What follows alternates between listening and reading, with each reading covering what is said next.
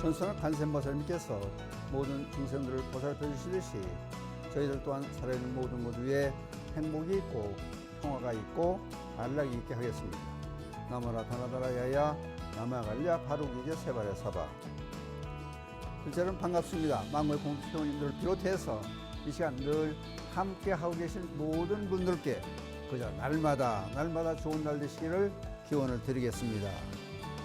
지금 천수경에 들어와서 지난 시간에 도량 청정무화의 도량 찬의 첫 번째 개송인 도량 청정무화를 했습니다. 이번에는 삼보 철령 강차지 거기를 할 차례인데 삼보 철령을 띄워서 설명을 하고 먼저 이 시간에는 삼보에 관한 말씀을 드리도록 하겠습니다. 그러면 삼보 석삼자 보배보자니까 세 가지 보물. 그러면 삼보 그러면 불보, 법보, 승보. 근데 어떤 분들은 그래. 아니 그게 무슨 보배가 되느냐 보물이 되느냐. 근데 우리가 생각하는 일반 상식 중에서 이제 보물 그러면은 뭐 금은 또는 다이아몬드 아마 도자기 들어가겠죠. 귀중품들이. 그걸 이제 보물이라고 그러는데 그 보물은 이제 가치로 한정이 되어 있지 않습니까? 값이 얼마다, 또 무게가 얼마나 간다. 거기에 한정되는 값이 있고, 이제 그 매여 있지만은 그 부처님과 인연을 맺는다든지, 또는 부처님의 가르침을 듣는다든지, 배운다든지, 수행한다든지, 그거는 값으로 따질 수 없는 시간적으로 또 늘 이어져 나갈 수 있는 그런 매우 가치가 높은 보물 중에 보물이니까 삼보란 얘기를 합니다. 그러니까 이제 삼보, 법보, 부처님으로 이어서 나오는 게 이제 불보, 법보 또는 이제 부처님 가르침을 이어가는 성단, 단체, 그 승보, 그 불법성, 삼보 그렇게 얘기를 하죠. 불교 전부라도 해국관이 아닙니다. 그 내용은 불자 그러면 삼보의 귀를 해야 돼요. 삼보의 귀, 불법성 삼보의 귀의 그러면 귀의면 목숨과 마음을 바친다는 얘기예요. 그러니까 상당히 중요한 거예요.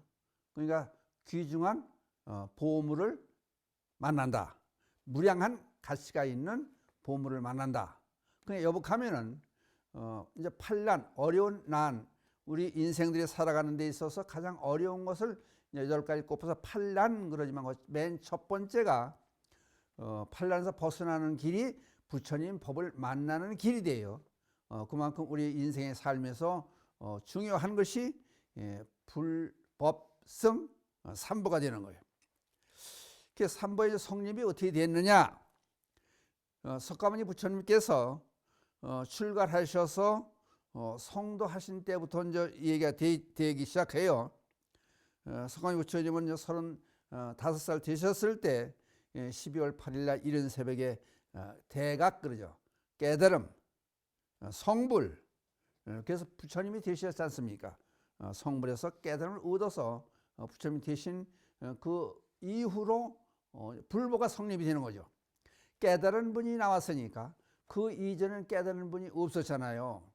사상적인 혼란을 야기했고 인도 사회가 혼란에 빠져 있을 때 부처님이 깨달음을 얻어서 성불해서 부처님이 되신 그 순간부터 불보가 있게 된 거죠. 그래서 성도한 뒤에 부처님께서는 한동안 깨달음의 그 경지를 즐기고 있다가 이것이 다른 모든 중생들이 깨달을 수가 있을까 하는 의구심도 있고 한쪽이라면 한없이 어려우니까 이 깨달음의 길로 간다는 것이 얼마나 힘이 듭니까? 그러니까 이제 가르침을 주는 것을 포기하려고 했다가 이제 사천왕이다 하늘 신들의 그 권청에 의해서 제자들을 두기 시작하고 중생들에게 깨달음을 전해주기 위해서 가르침을 주기 위해서 길을 나섰는데 맨 먼저 생각하는 것이 5 비구들이에요.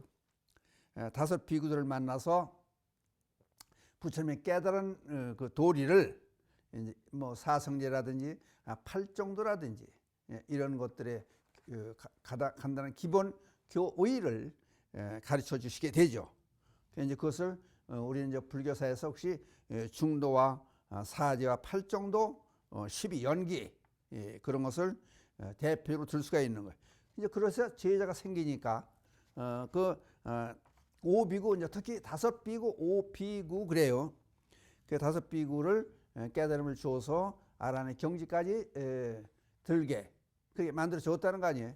그러니까 이제 승보가 이제 법보가 거기서 나오게 됐죠. 법보는 부처님 가르침이 이제 대표적으로 중도와 사제, 팔정도 12인연 그것이 가르침이 있게 됐으니까 거기서 불보가 이제 법보를 탄생시키고 또 그걸 깨달음을 이게 해주는 제자들이 있으니까 승보가 거기서 이제 성립이 돼요. 그 이제 5비구들은 역사에 나오는 게 이게 이제 원어로 나올 수도 있고 한문으로 의역해서 이름을 나올 수도 있겠지만은 콘다냐, 아사지, 마하나마, 바띠야, 비파 이렇게 5비구가 이제 여기서 있게 되죠. 그러니까 요 순간부터 불보, 법보, 승보가 이렇게 이제 갖춰지기 시작하는 거예요. 거기서부터 출발점이 거기가 되는 거예요. 근데 이게 단순하지가 않은 게 이제 삼보 그러면은 현전 삼보, 주지 삼보, 일체 삼보 또 3가지로 나눠요. 이게 이제 학술적으로 들어가서 교리적으로 들어가면 복잡해져요. 근데 여하튼 이제 삼보 말씀을 드리기 위해서 이 시간이 있으니까 그걸 또 설명 안 드릴 수가 없잖아요. 현전 삼보, 맨 처음에 현전 삼보는 별상 삼보라도 그래요. 부처님 생존 당시에 삼보인 석가모니 부처님 자신과 그러니까 불교와 부처님의 설한 가르침 법보와 부처님이 제자인 비구 비구니의 출가 교단인 승보 요것을 함께 합쳐서 현전 삼보를 해요. 그 다음에 또 이제 주지 삼보라는 게 또 등장을 해요. 그 주지 삼보는 뭐냐? 부처님 열반 이후에 각 시대를 통해서 그 시대의 불교에서 이제 삼보가 불렸던 것을 주지 삼보를 해요. 그 이제 불멸 후 이게 이제 부처님이 열반하신 이후에 숭배된 이제 금속이나 나무, 돌 등으로 만든 불상, 부처님이 안 계시니까 그것이 불상, 그것이 이제 불보가 되는 거지. 그다음 이제 가르침을 적어놓은 그때 이제 문자라든지 종이가 없었으니까 나뭇잎 잎이라든지 나무 껍질 또는 직물 나중에는 종이가 생기기 시작했으니까 그쪽에 이제 쓰인 경전 또는 인쇄된 경전들이 이제 시대가 발전됨에 따라서 경전을 발행하게 되죠. 이제 그런 것들이 법보가 되지. 법보의 그 발전된 과정을 보면은 뭐 나무잎에서 또는 나무 껍질에서 또 옷감 천에서 종이에서 거기서 인쇄술에서 손이 할 일에 쓰다가 인쇄 발달돼서 나온 걸 그 몽땅 들어서 이제 법보 그렇게 얘기가 되는 거예요. 그 다음에 이제 비구 비구니 여기에서 이제 곁들여서 우바세 우반이 그러죠. 그냥 사부 대중이 구성이 돼. 여기 출가 교단을 중심으로 해서 애호 세력으로 이제 일반 불자들이 등장을 하니까 승보가 되는 거예요. 그러니까 이렇게 되다 보니까 어떻게 되는 거예요? 이걸 주지 삼복을 해요. 그 이제 어떤 형태로 어떻게 시간의 흐름에 따라서 이 부처님의 가르침의 삼보가 연결이 되느냐에 따라서 이제 현전 삼보, 별상 삼보라고 그런다 그랬죠. 그것과 주지 삼보로 이제 갈려져 나온다. 이제 여기서 특수한 또 불보 그래 특수한 불보 이제 불상 제작 2년에 불상을 만들어서 우리가 이제 거기 경배하고 기도하고 그러기 이전에 부처님의 4대 성지가 이게 이제 불보의 가치가 있는 거예요. 또 탄생지 룸비니 동산이 이게 또 이제 숭배의 대상이 되고 기도의 대상이 됐고 그다음 부다가야라고 하는 성도지가 그런 역할을 했고, 그 제초의 설법지 녹야원이 또 이제 그런 역할을 했고, 열반지 구시나가라가 이제 또 불보의 역할을 같이 했던 거죠. 그 다음에 심지어 부처님 발자국 그것까지 이제 불보에 들어가는 거예요. 그 다음에 부처님이 앉아서 수행을 했던 보리수나무, 그 보리수나무가 지금까지 이제 그 쭉쭉 이어져 내려오고, 또 심지어 보리수 열매까지 우리가 이제 불구로 사용해서 기도하고 수행하는데 도움을 받고 있지 않습니까? 거기다가 이제 법륜, 팔 정도가 그려져 있는 법륜 마크 있죠. 그거라든지 불탑, 이런 모든 것들이 이제 불보가 됐던 거예요. 그러면 시가 지나면서 또 이제 부처님을 열반했을 때 다비에서 나왔던 사리가 불보가 되는 거예요. 그 지금까지도 전해져서 우리나라도 5대 정멸보궁이 있고, 각 사찰에 부처님의 사리를 모신 그런 곳이, 그 물건 자체가 살아계신 부처님 당시의 불보가 이제 부처님이 열반하신 이후에 그 흔적을 남기신 고장이라든지 물건이라든지 상징적인 법륜이라든지 또 사리라든지 이런 모든 것들이 불보로 자리를 잡아왔다, 이제 그 얘기 되는 거예요. 그 다음에 이제 일체삼보를 해요.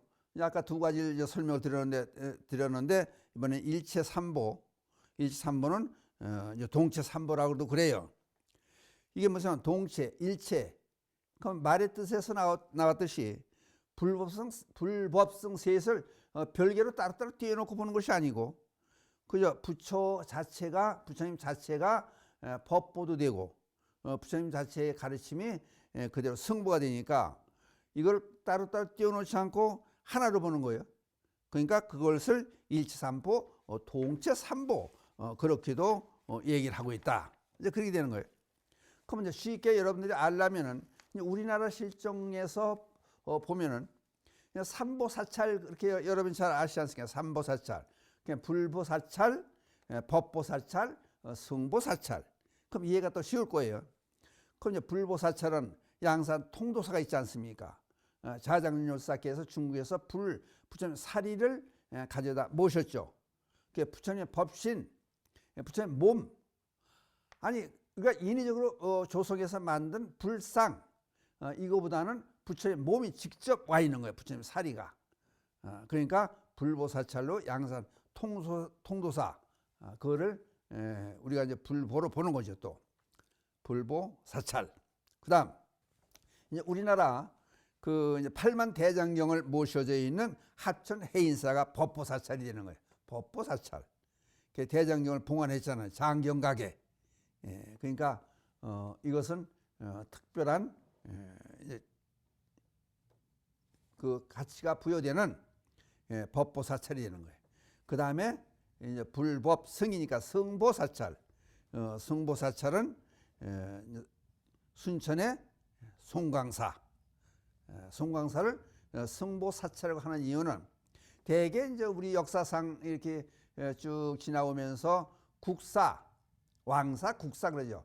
국사를 배출하기가 참 힘든 거 아니에요. 그게 무슨 얘기냐면은 우선 나라 자체에서 그때 국교로 불교로 지정이 돼야 되고, 그 다음에 임금, 왕의 스승이 국사 아니에요. 그러니까 국사 한 분을 배출하기 힘든데 송광사 출신 스님들께서 16분 16 국사가 배출된 거 아니에요. 이건 대단히 위대한 일이에요. 송광사의 국사 등록하면 16 국사가 모셔져 있지 않습니까? 사진으로, 영정으로. 그렇다 보니까 송광사를 승보사찰 그렇게 보는 거예요. 이제. 그러면 이제 사찰에 가보시면 알겠지만은 이제 인위적으로 우리가 지어놓은 법당, 일반 부처님 오신 법당보다도 부처님 몸이 직접 와 있는 불보사찰 통도사에는 뒤에 부처님의 사리가 모셔져 있는 장소가 이제 있고, 그 앞에 인위적으로 세우는 법당이 있죠. 그 대신 거기는 부처님의 형상을 모시고 있지 않지 않습니까? 이게 정멸보궁대 그러지 않습니까? 거기는 부처님 몸이 직접 아니는데 우리가 인위적으로 부처님의 상을 만들어 가지고 세워놓을 필요가 없는 거죠. 그 다음에 법보사 해인사는 대웅전 위에 장경각, 부처님의 가르침이 설해졌던 것을 경판으로 제작을 해서 말씀들이 팔만대장에 모셔져 있으니까 그게 우선이 되는 거예요. 그 다음에 승보사찰은 그 앞에 무슨 조사전도 있겠지만은 이제 스님들을 교육시키는 교육처 승방이 스님들을 배출하는 게 우선이니까 이게 승보사찰에 특별한 그런 게 있는 거죠. 그래서 이제 여기 저 송광사를 보면은 우선 신라말 해린선사가 창건을 해서 길상사를 했다, 수선사를 했다가 이름이 송광사로 바뀌어져 왔죠.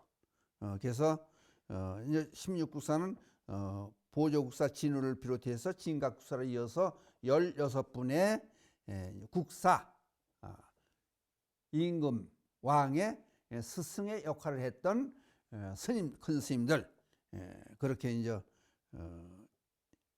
역사적으로 이어져 온 거예요. 그래서 우리들이 삼귀 의계를 받아야 반드시 이제 불자의 역할을 하는 거지. 이제 우선적으로 받아야 되는 게 삼귀 의계. 그 다음에 일반인들고 스님들 공통이 많은 게 이제 5계를 받게 되죠. 삼귀가 그만큼 중요하다는 거예요. 이제 아까 이제 그 통도사는 자장률사께서 중국에서 부처님 사리를 모시고 와서 이제 불보살찰이 됐다고 말씀을 드렸잖아요. 해인사는 신라 애장왕 3년에 여기 이제 802년에 순웅과 이정 두 스님께서 창건을 했다고 전해져를 내려오죠. 이제 화엄경에서 나오는 해인 삼매 연유에서 해인사라는 이름이 정해졌고 거기에 이제 모셔져 있는 팔만대장에 모셔져 있는 그곳에 있는 장경판전, 그것은 유네스코 세계문화유산으로 지정이 되어 있을 만큼 전 세계에 그렇게 유명한 역사적 가치가 보존되어 있는 그런 훌륭한 삼보사찰 중 하나가 해인사, 그걸 소개를 해드렸습니다. 그러니까 우선적으로 여러분들은 그 불자가 되려면은 우선적으로 삼보의 귀의를 해야 되고 또 한 가지는 이제 불교 행동 기범인 5계를 우선 받아야 되고 그래야 정식 불자가 된다. 이제 그것도 우리 삼보에 대한 얘기를 하면서 참고적으로 여러분들이 이제 아셔야 될 문제가 되는 거예요. 그러니까 이 시간에는 삼보철령 강차제에서 삼보와 철령을 같이 설명하려고 하면은 시간이 많이 걸릴 것 같아서 우선 삼보에 대한 말씀을 드려서 삼보의 어떤 과정에서 삼보가 있게 됐나, 그리고 우리나라로 와서 우리나라 삼보사찰은 어떤 것인가, 그리고 우리 불자들은 반드시 삼귀의계를 수계를 받아야 된다, 그런 말씀을 드렸습니다. 이것으로서 삼보에 관한 말씀을 끝내기로 하겠습니다. 감사합니다.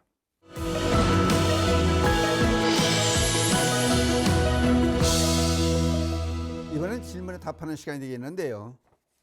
그 자주 올라오는 질문이에요.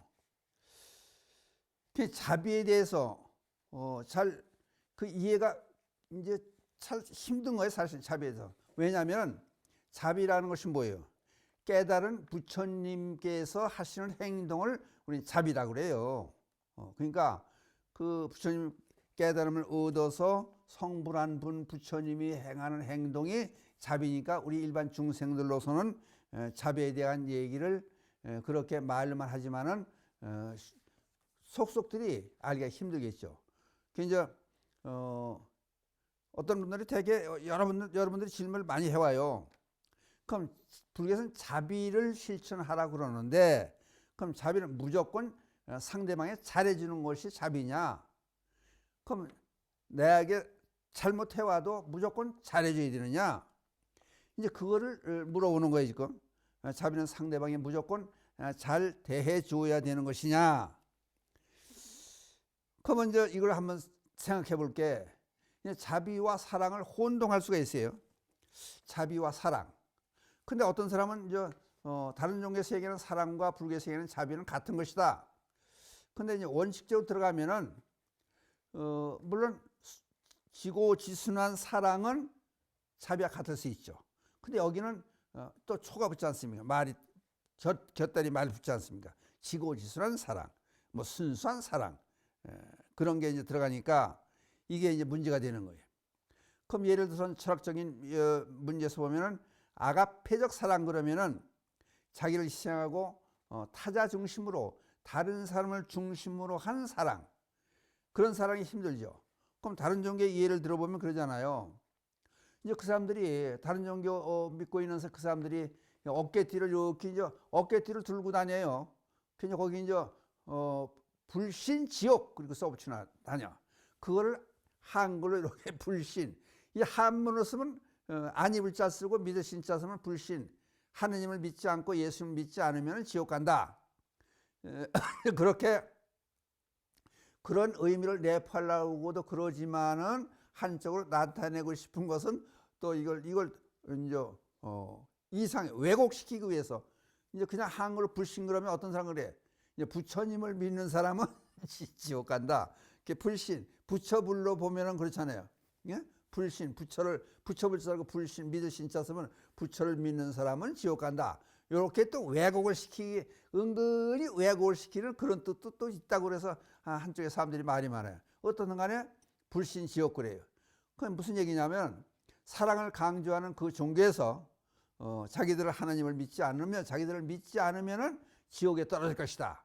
이건 동네 아저씨도 하는 짓이 아니잖아요. 그러니까 이게 문제가 되는 거예요. 그러니까 이제 일반론적인 사랑으로 얘기를 먼저 해보고 그다음 자비에 대한 설명을 드리려고 그래요.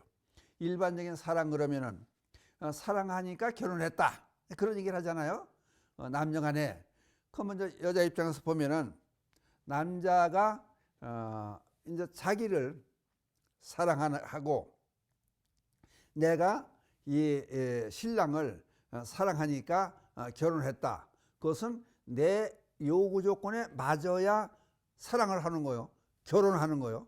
뭐냐면은 내가 원하는 직장도 있고 내가 원하는 모습도 그대로고 내가 원하는 가문도 그렇고 내가 원하는 나에게 잘해주고 이런 것이 충족됐을 때 좋다. 사랑해서 우리 결혼했다. 그러니까 그럴 땐 자기 본인으로 가요.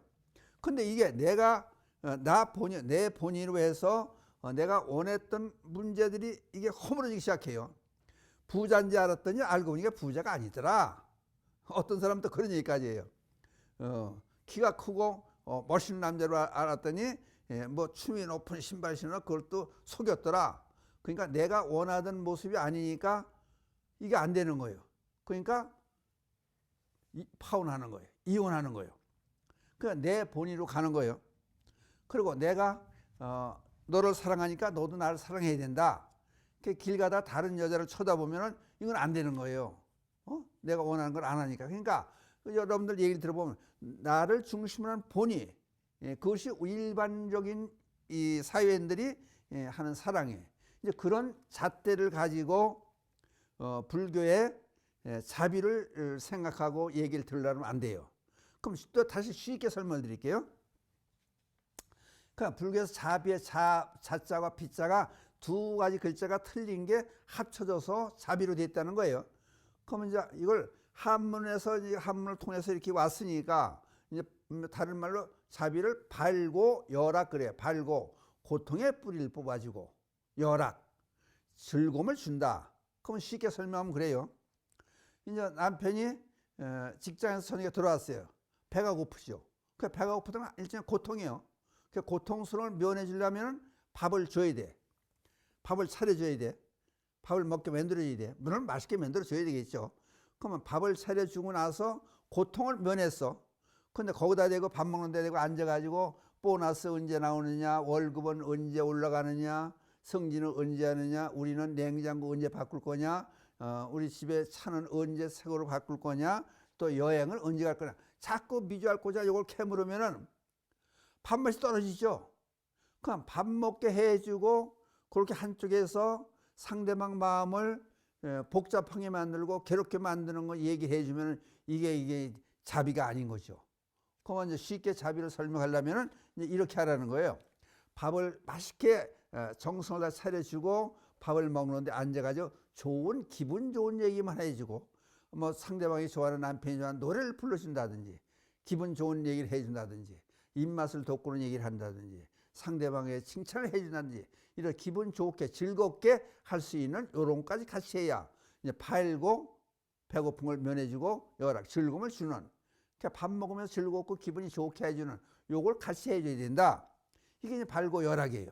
그러니까 이제 우리가 생각하는 이제 그냥 자비를 사랑이란 말로 이렇게 대체해 놓으면은 우리 사랑을 일반론적인 사랑만 생각하니까 뜻이 어긋날 수가 있는 거예요. 근데 이제 불교에서 얘기하는 이 자비도 세 가지로 봐요. 중생연자비, 법연자비, 무연자비. 그럼 우리들은 이제 사랑을 베푸는 것도 우리끼리 서로 아는, 내 가족이니까, 내 형제니까, 내 옆집에 살으니까, 나하고 학교를 같이 나왔으니까, 내 직장 동료니까, 같이 어디 여행을 함께 가는 사람이니까, 요거를 정해져 가지고 중생 나름대로의 마음으로 요걸 한 묶음으로 보고 거기에 사랑을 베풀고 잘해주는 거, 이걸 자비로 생각하는 거. 이건 중생들이 하는 거예요. 그 다음에 이제 법연자비는 예를 들어서 이제 보는 거예요. 아주 아프리카에서 어려운 환경에서 애들이 굶어 죽고 물이 없어서 병이 걸려서 일찍 목숨을 잃는다. 그러니까 우물을 파주자. 그거는 이제 그 상황을 보고 남을 도와줘야 우리도 복을 받을 수 있다 그런다. 그러니까 남의 일이라 생각하지만 내 자신이라 생각해봐라. 그러면 이제 그 화면을 보다가 이제 뭐 10,000원이고 20,000원이고 보내주잖아요. 그것도 일종의 법연자비로 보는 거예요. 그런데 우리들이 생각하는 건 중생들 입장에서 하는 거예요. 근데 이제 부처님 입장에서는 뭐냐면은 무연자비. 부처님의 베푸는 자비는 무연자비. 그 대자대비 그래요. 여기 또 격을 틀게 만들어 놓잖아요. 대자대비. 그냥 무연자비는 우리가 보기에 중생들 입장에 볼 때는 인연이 없다고 보는데도 부처님은 그걸 내 몸같이 내 아들처럼 그렇게 생각한다는 거예요. 그래서 사랑을 베푼다는 거예요.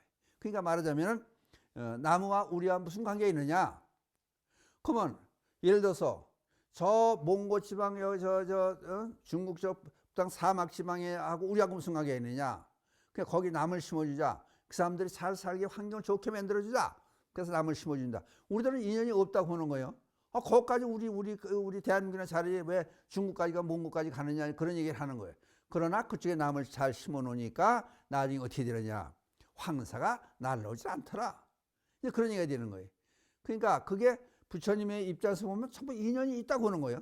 그러니까 제망 중종 인다라 그물망 첨리가 전 우주에 같이 속해 있는 우리 모두는 그물처럼 전부 연결이 되어 있다는 거예요. 그 같이 영향을 미친다는 거예요. 그걸 우리들은 모르는 거예요.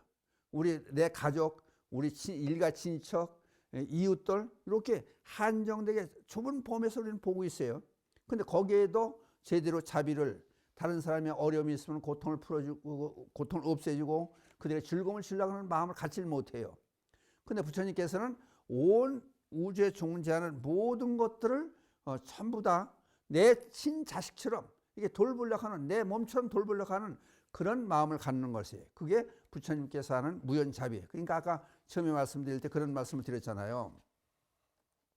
우선 자비라고 하는 것은 사랑과 비교할 수 없는, 우리가 일반론적으로 생각하는 사랑과는 비교할 수 없는 거더라.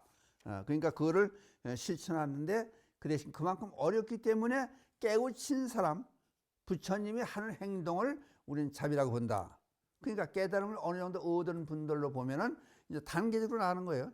무연자비가 있고 법연자비가 있고 우리 중생들의 베푸는 중생의 자비가 있듯이. 그런데 이렇게 서로 보살피는 그런 모든 일들이, 그러면 결과적으로 그럼 누굴 위해서 하는 거냐? 아까 얘기했잖아요. 저 몽골 지방에 나무를 심어주자. 그럼 나무를 심었는데 그거 왜 도와주느냐? 근데 나중에 보니까 거기 나무를 심어줬고 사막을 없애게 만들어줬기 때문에 황사가 날아오지 않아가지고 우리도 건강히 살 수 있더라. 이제 그런 얘기가 되는 거예요. 다른 지방에 나무도 심어주고 어려운 사람이 없고 같이 잘 살 수 있게 돼야 우리가 더불어 사는 사회에서 함께 행복할 수가 있다. 요 얘기가 되는 거예요.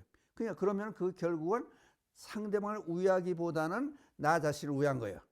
그러니까 자비를 베푸는 이유는 나 자신을 한 몸, 너와 내가 둘이 아니고 하나라고 보라. 그렇게 되는 거예요. 근데 아까 질문에서 무슨 얘기가 나왔었냐면은 그럼 자비는 상대방에게 무조건 잘해주는 거냐? 이제 그걸 이제 질문을 해왔는데, 그럼 아까 다시 들어서 자비를 베푸는 그 당사자가 누구냐? 자비를 베푸는 사람이 누구냐? 깨우침을 얻은 사람이다. 이제 보살이다. 또 이제 또 다른 측면에서 얘기하면 진실한 불자다. 그러면 진실한 불자가 되고 보살이 되고 부처님이 되기 위해서는 일정한 가르침을 실천해서 행동의 규범을 보이고 그래 왔지 않냐. 그럼 그게 이제 선악의 개념에서 우선 그걸 떠나가지고 악한 행동을 하지 않잖느냐. 이제 그러면 쉽게 얘기해서 살생도 하지 않고 도덕질도 하지 않고 음행도 저지르지 않고 거짓말도 하지 않고 그게 이제 불자 행동 규범 아니에요. 이제 살도음만 그러죠. 거기에 어긋나지 않게 제대로 행동을 해왔기 때문에 보살이 되고 또 부처님이 되고 이렇게 됐던 거 아니에요. 그러니까 그 과정을 거쳐야 된다고 보면은 우리도 마찬가지로 예를 들어서 이제 유치원, 초등학교, 중학교, 고등학교, 대학교, 일반 사회 거쳐서 된 어른들이면은 유치원 학생, 중학생들에게 우리가 거쳐온 과정을 어떻게 잘 거쳐야 모범적인 사람이 되고 사람다운 사람이 될 거냐. 그럼 애들이 잘못할 때는 야단도 치고 바르게 해줄 거 아니냐.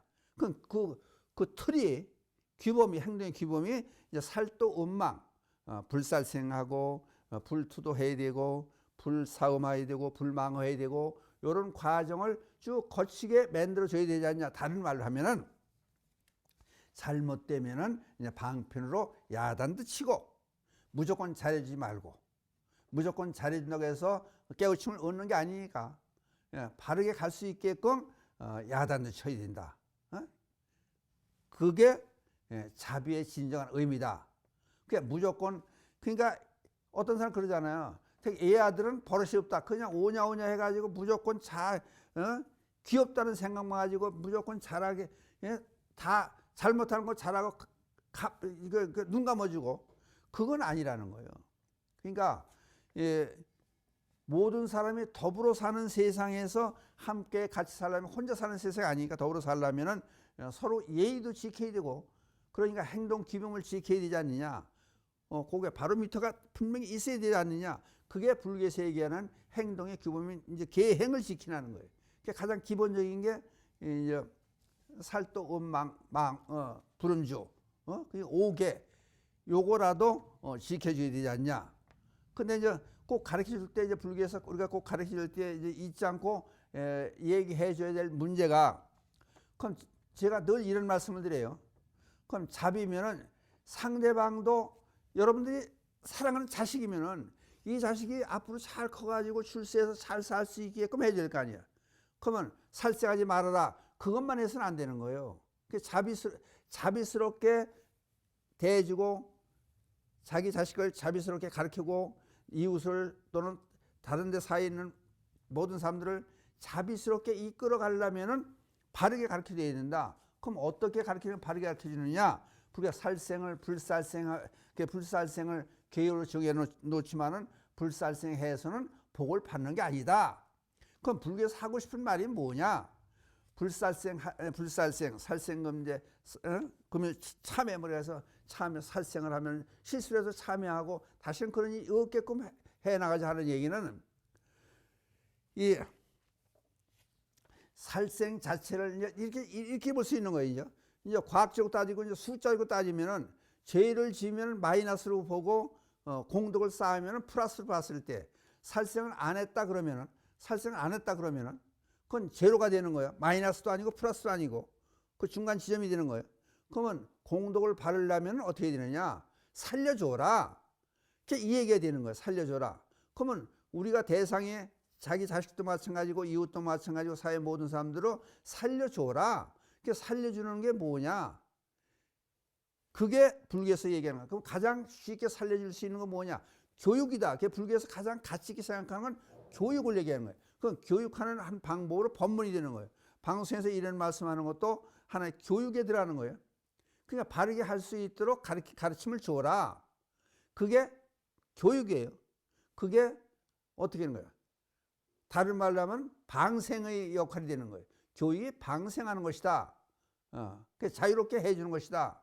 살생에서 벗어나서 다른 사람들을 살려줄 때 그때 모든 사회에 도움이 될 수 있고 그 공덕을 받고 우리가 편안히 살 수 있는 경지로 간다. 그러면 편안히 살 수 있는 경지로 가게 하려면은 이제 무생명들을 막 죽인다든지, 예? 또는 다른 사람의 물건을 타면서 뭐 이렇게 뺏는다든지, 예? 또 상대방이 자기 이익을 취하기 상대방에게 거짓말 한다든지 이런 일들은 죄를 짓는 것이다. 그럼 죄를 짓지 않게 해주는 것만이 지금 제가 하고 싶은 얘기는 죄를 짓지 않게끔 해주는 것만이 자비가 아니고 복받고 잘 살게 해주는 것도 그 원 불교에서 뜻하는 자비의 실천이다. 그러니까 그러려면은 태어나면서부터 잘하는 사람은 없지 않느냐. 그러니까 가르침을 줘야 되지 않느냐. 이제 그게 자비예요. 그러니까 불교에서 반드시 필요한 것은 법문이 필요한 거고 가르침이 필요한 거고 그러기 때문에 부처님께서 열반하셨지만은 부처님이 하신 가르침이 남겨져 있는 팔만 대장경을 통해서 그 곳곳에 우리 삶 방식에 여러 면에 골고루 다 말씀해 놓았습니다. 그러니까 그거를 전해줄 수 있는 가르침을 줄 수 있는 그게 되지 않느냐. 그러니까 진정한 자비 측면에서 보면은 이제 객관적인 입장에서 보면은 그냥 사람이 바쁜 생활을 너 살기 힘드니까 먹고 살기 위해 한다든지 자기가 좋은 일을 하기 위해서 무슨 금전등이 필요하다든지 재물이 필요하다든지 그럴 때 일을 해야 할 거 아니야. 일하는 사람이 일 못하게 하고 법문 들으라 이건 아니잖아요. 그러니까 일하면서 시간 났을 때 법문을 듣게 해주는 그런 자비를 실천하는 좋은 방법 하나가 뭐냐. 방송의 역할이 시대가 발전되어 오므로써 방송의 역할을 옛날에 어떻게 옛날에는 사람들 모아놓고 법문을 해줘야잖아요. 그러면 일하면서도 또 쉬는 시간에도 불교 방송을 텔레비 보면서 부처님 가르침을 전해받을 수 있고 또 다니면서 라디오를 듣고 또 인터넷을 통해서 유튜브를 통해서 이렇게 마음대로 부처님의 가르침을 전해받을 수 있다는 이 자체도 하나의 자비가 될 수 있다는 그 얘기를 하고 싶은 거예요. 그러니까 이 법문을 들을 때 무조건 좋게만 얘기를 해주는 게 아니고 잘못된 이해와도 가끔 들려주면서 얘기를 하는 것은 여러 경우를 그러니까 경험해 보지 않은 걸 사람이 이것저것 참 경험해 보려면은 100년 가지도 모자라죠. 경험을 해보지 않더라도 미리 경험한 분들의 얘기를 경험에서 나왔던 생생한 그 실천 얘기를 그게 부처님께서 다 해놓으셨으니까 그 간접 경험을 통해서라도 우리는 바르게 사는 길을 가야 된다. 그게 볼 때는 부처님의 가르침이 그만큼 중요하다.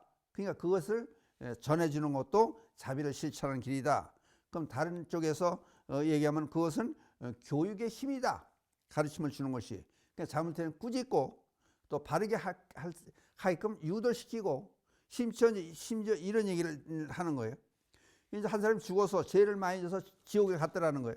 그랬더니 염라대왕이 물어요. 너는 어째서 저 세상에서 이 세상에 있을 때를 얘기하는 거예요. 저 세상에서 그 죄만 많이 지었느냐 했더니 아니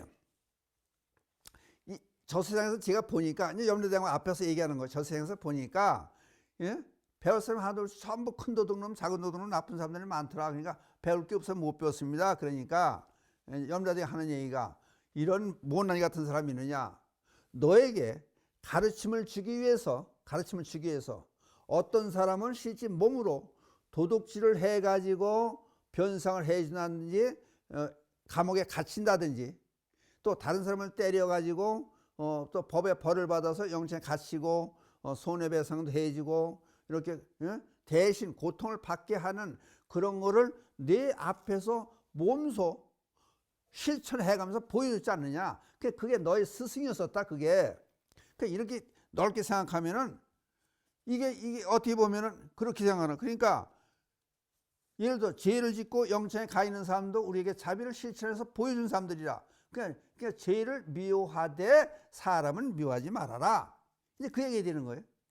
그러니까 우리는 잘못하면은 이렇게 된다.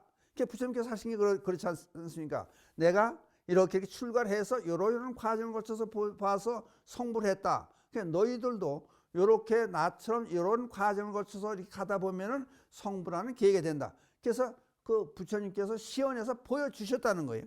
그러니까 마찬가지로 그 행동, 그러니까 깨달으면서 나오는 행동이 전부 자비였었다. 그러니까 우리도 어떻게 보면은 보고 흉내를 내는 거예요. 부처님을. 그렇게 자꾸 하다 보면은 그게 우리 깨우침의 길로 갈 수 있다는 거예요. 실생활에서. 그러니까 아까 물었던 질문이 무조건 애아들이 귀엽다 해서 사회에서 잘못하고 교통법규도 안 지키고 다른 친구들을 때려주고 막 이러고 그런 것들 무조건 용서해주고 잘한다 그거는 자비가 아니다. 잘못되게 망쳐놓게 가는 길이다. 자비는 불교에서 얘기하는 계행도 지키고 잘못한 거를 나무래줄 수 있고 그리고 오늘 당장만 보지 않고 내일도 보고 모레도 보고 그렇게 볼 수 있게끔 베풀어주는 그것이 바로 자비의 실천이다. 그러니까 무조건 잘해주는 것만이 다는 아니다. 그 얘기를 해드리면서 질문에 대한 답이 이렇게 다 됐는지 모르겠어요. 자비는 무조건 실천한 것이 아니다. 그러니까 잘못될 때는 남을 해주고 바로 인도해 주는 것도 하나의 자비다. 그런 말씀을 드리기 위해서 이런 질문을 선택해가지고 답변을 드렸습니다. 마치겠습니다. 불보살님이 자비감이 늘 함께 하셔서 이 땅이 불국정토가 되어지이다. 나무불 나무성 감사합니다.